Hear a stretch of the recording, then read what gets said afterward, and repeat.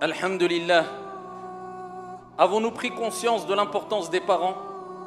Agissons-nous comme il se doit envers nos parents?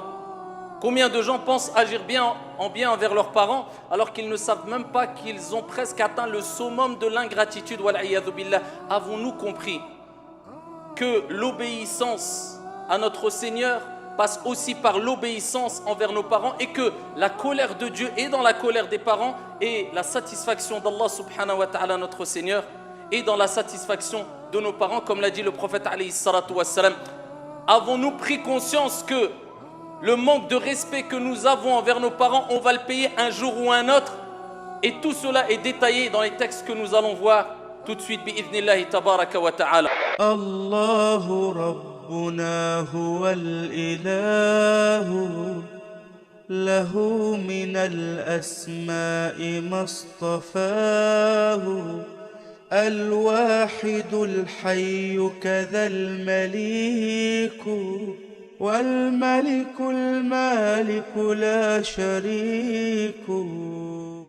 أيها المصلون, il faut savoir que Dieu dit dans le Coran, et il s'adresse à l'ensemble des gens, en nous rappelant le pourquoi de la création des créatures. At-Tawhid, l'unicité d'Allah. وَقَضَى رَبُّكَ أَلَّا تَعْبُدُوا إِلَّا إِيَّهُ وَبِالْوَالِدَيْنِ إِحْسَانًا. Ton Seigneur a décrété que tu ne dois adorer que lui, un Seigneur, un Dieu unique, nul associé. Il rappelle le droit le plus important qu'a notre Seigneur sur ses serviteurs. Et tout de suite après, il lie et il a lié les deux choses pour nous rappeler l'importance de la deuxième chose avec ce qu'il y a de plus important pour nous croyants musulmans et musulmanes, at-tawhid, l'unicité d'Allah, wa bil walidayni ihsana. Et il t'a ordonné aussi, ton Seigneur tabaraka wa ta'ala, d'agir avec le meilleur des comportements, les meilleures des moralités, le plus grand des respects envers tes pères et mères.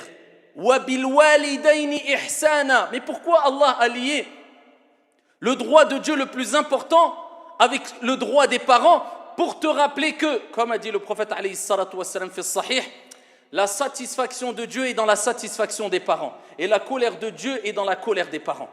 Si tu crois adorer Allah comme il se doit alors que tu manques de respect à tes parents, eh bien tu te trompes complètement, ya Abdallah.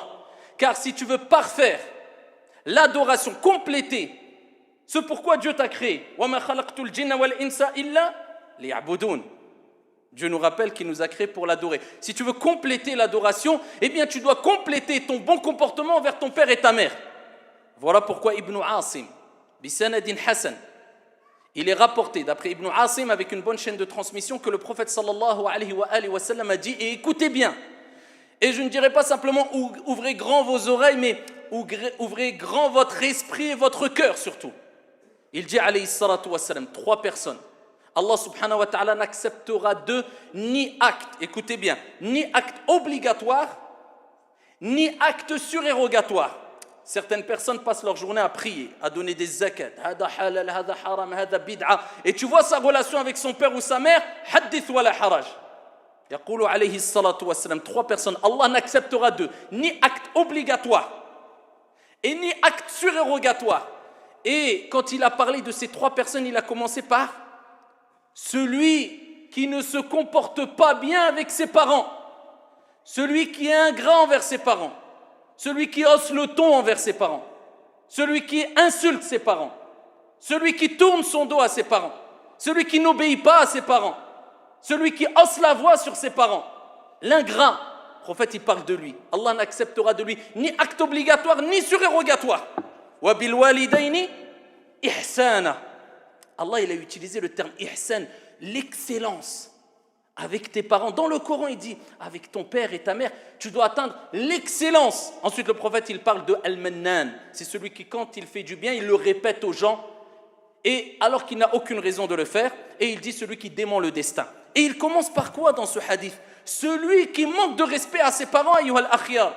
Et Allah, tabaraka wa ta'ala, il dit dans le Coran, après qu'il nous ait ordonné d'agir avec l'excellence, le meilleur des comportements avec son père et sa mère, إما يبلغن عندك الكبر أحدهما أو كلاهما فلا تقل لهما أف.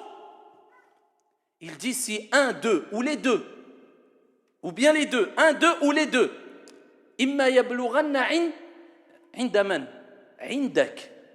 Atteindre la vieillesse chez toi. C'est pas tu les balances dans je ne sais quel endroit, chez toi. Comme ta mère, elle t'a changé. Comme ta mère, elle t'a débarrassé des impuretés. Comme ta mère, elle s'est levée la nuit alors que tu dormais ou tu pleurais. Elle s'est privée de nourriture pour que tu puisses manger. Ton père a travaillé pour que tu aies le meilleur des conforts et fasses les meilleures des études. Et il a trimé toute sa vie.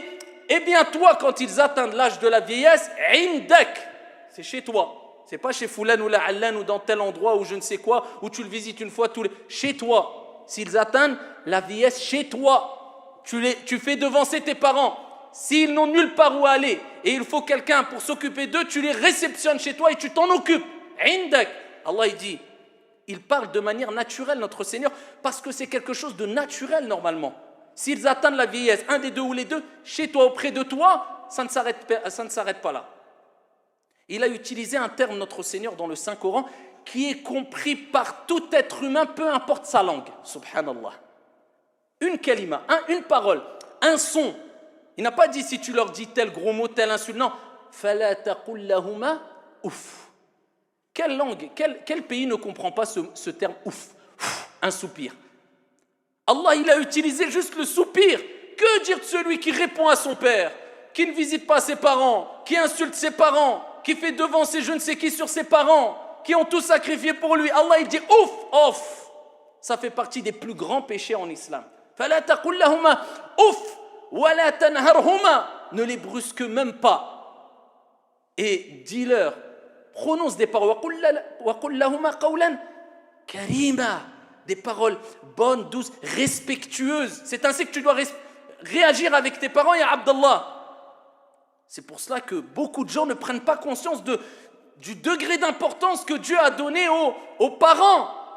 Et c'est pour ça que le prophète sallallahu alayhi wa sallam fait sahih et muslim, il dit rarima anfu, rarima anfu, rarima anfu. C'est-à-dire c'est une expression qui disait à l'époque, c'était pour dire que la personne est humiliée. Elle a atteint un degré d'humiliation qu'Allah l'humilie, que Dieu l'humilie. Le prophète a répété 3 fois, ils ont dit qui est au messager de Dieu? Man ya Rasulallah? Le prophète alayhi salatu wa sallam dit celui qui a auprès de lui ses parents âgés et avec cela il ne rentre pas au paradis. Pour rappeler, si tes parents sont âgés et sont près de toi, c'est très facile pour toi de rentrer au paradis. Car ton père et ta mère sont ton paradis. Et c'est pour ça, fait sahih, le prophète alayhi salatu wa sallam a dit le paradis est sous les pieds des parents. Et dans un autre hadith, est sous les pieds de la mère. Et le prophète, quand il parle des parents pour te rappeler que c'est ton paradis, eh bien, il dit alayhi salatu wa sallam, le père, al-ab, c'est al-bab, la porte du milieu des portes du paradis. Prends-en soin si tu veux ou délaisse-la. Pour te dire, tu veux rentrer au paradis, prends soin de ton père. Tu veux pas rentrer au paradis, délaisse. Le fait de prendre soin de ton père. Amma la mère, vous connaissez tous le hadith, où un homme a dit, ya Rasulallah, qui est la personne qui mérite le plus ma compagnie, ma présence? C'est pas ton sahab, ton copain, ton ami, Qui est la personne qui mérite le plus que je sois à côté d'elle? Le prophète, il dit, Ummuk, ta mère. Il dit, Thumma man. Ensuite, c'est qui? Il répète le prophète, Ummuk, ta mère. Il dit, Thumma man. Ensuite, qui? Il dit, Ummuk, ta mère. Il dit, Thumma man. 3 fois la mère. Il dit ensuite qui? Il dit, Thumma abouk. Il dit, ensuite, c'est ton père. Le prophète, regardez l'importance qu'il a donnée aux parents pour te dire, ton paradis, c'est tes parents. Tu veux délaisser le paradis, délaisse tes parents. Tu veux délaisser tes parents, délaisse le paradis. C'est comme ça que ça se passe. Et quand on regarde comment réagissaient ceux qui ont compris la religion mieux que nous, ceux qui ont été les élèves du prophète Mohammed alayhi salatu wassalam, et des compagnons radiyallahu anhum wa ardahum, ceux qui ont vécu dans ces générations proches de la génération du prophète alayhi salatu wassalam, un grand nombre d'entre eux nous ont donné des leçons concernant le bon comportement vis-à-vis des parents qui nous laissent bouche ouverte. Parmi eux, Ibn Sirin, rahimahullah, ce grand ascète, ce grand savant, eh bien, un jour, il parlait avec sa mère et des gens sont passés devant lui. C'était une personne réputée pour sa science, pour sa piété, pour son ascétisme. Ils ont dit, ah, Ibn Sirin, il est malade. Qu'est-ce qu'il a? Les autres lui ont répondu à la personne qui a posé la question, qui s'est interrogée. Il a dit, non, c'est quand il parle avec sa mère, il parle comme ça. Il pensait qu'il était malade. Vous savez pourquoi? Ibn Sirin, à chaque fois qu'il parlait avec sa mère, il chuchotait. Salam alaikum. Par crainte de parler un peu trop fort et de rentrer dans le mauvais comportement, l'ingratitude envers leurs parents. Ça, c'était qui? Ça, c'était les hommes qui ont compris cette religion, ayyuha al-akhyar. C'était les femmes qui ont compris cette religion et l'importance des parents. Parmi eux, Ibn al-Munkadir, rahimahullah ta'ala, il dit, toute la nuit, je suis resté masser les pieds de ma mère. Toute la nuit, je suis resté masser les pieds de ma mère. Alors que mon frère a passé toute la nuit fi salah. Le meilleur acte d'adoration pratique à salah. Il dit, toute la nuit, mon frère est resté à salah. Il a dit, je n'échangerai pour rien ma nuit avec sa nuit.